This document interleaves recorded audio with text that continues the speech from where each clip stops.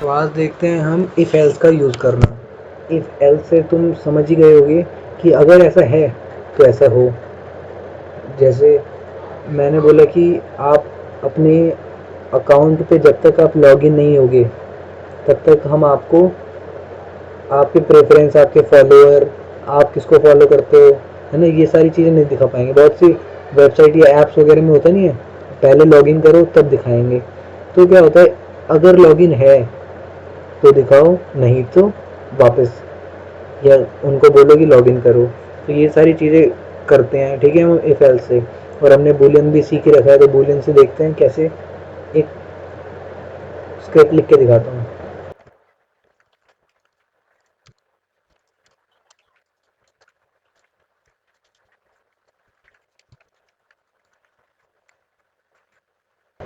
तो देखो अब क्या हुआ, मैंने वेरिएबल ले लिया एक, लॉगिन बराबर फॉल्स। फॉल्स क्या है, बूलियन वैल्यू है ना।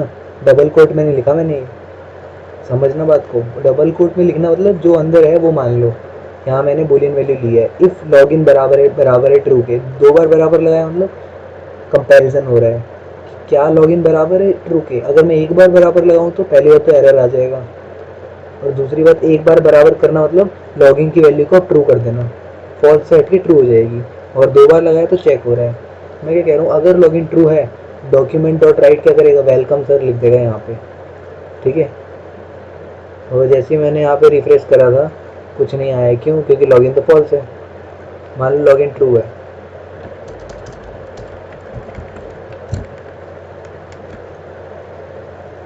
तो आ गया वेलकम सर, क्योंकि लॉगिन क्या था, ट्रू था, ठीक है।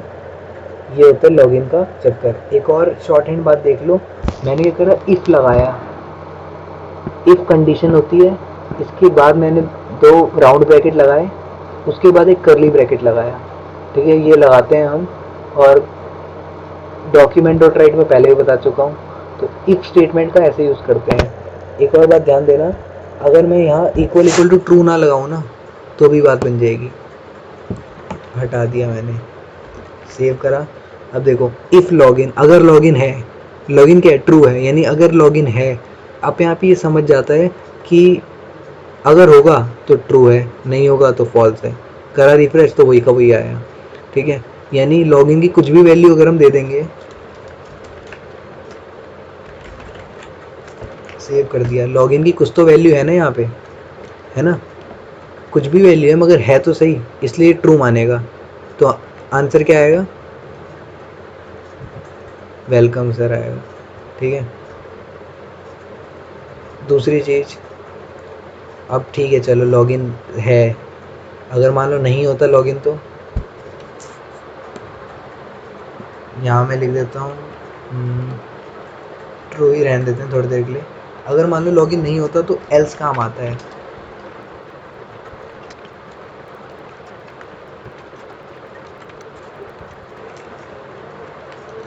अगर लॉगिन ट्रू होगा तो ये आएगा, नहीं तो ये आएगा, ठीक है। एल्स के लिए भी दो ब्रैकेट लगाते हैं मगर कोई कंडीशन नहीं देते हैं, ठीक है। तो अभी तो ट्रू है, रिफ्रेश करा कुछ नहीं आया। अगर मान लो यहाँ कुछ ना हो या जीरो हो, जीरो भी क्या होता है, जीरो मतलब फॉल्स, वन मतलब ट्रू, यानी सारे के सारे नंबर ट्रू होते हैं जीरो के अलावा। तो क्या आएगा, लॉगिन फर्स्ट, पहले लॉगिन करो तब आना है, ठीक है। अब इसमें भी अलग अलग कंडीशन हो सकती हैं। तो ये मैंने इफ़ बता दिया, एल्स बता दिया, समझ में आ गया ना, इफ़ और एल्स। एक होता है एल्स इफ़।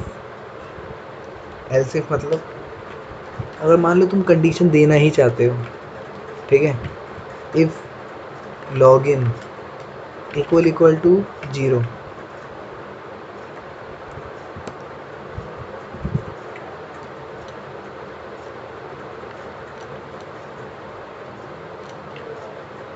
जीरो इज़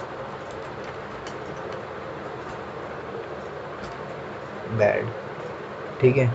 ये मैंने एल्स के अंदर कंडीशन दे दी। फाइनली क्या करेंगे,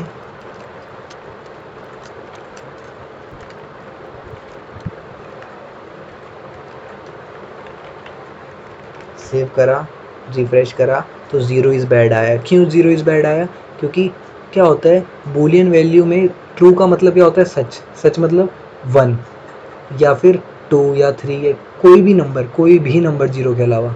फॉल्स में क्या होता है, 0, सिर्फ 0। तो लॉगिन की वैल्यू तो 0 है, तो इसलिए 0 इज़ बैड आया। अगर मैं यहाँ फॉल्स लिखता हूँ तो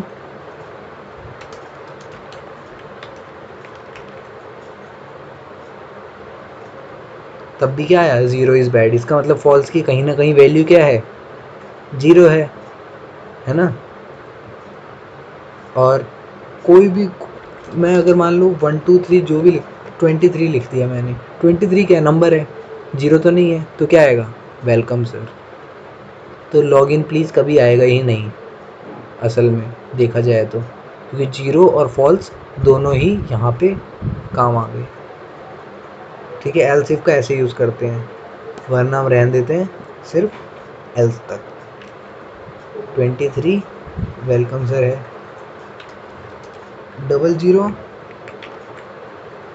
लॉगिन प्लीज़, 00 मतलब 0 ही। ठीक है, तो इस तरह से इफ एल्स का यूज़ करते हैं। होप आपको समझ में आ गया होगा।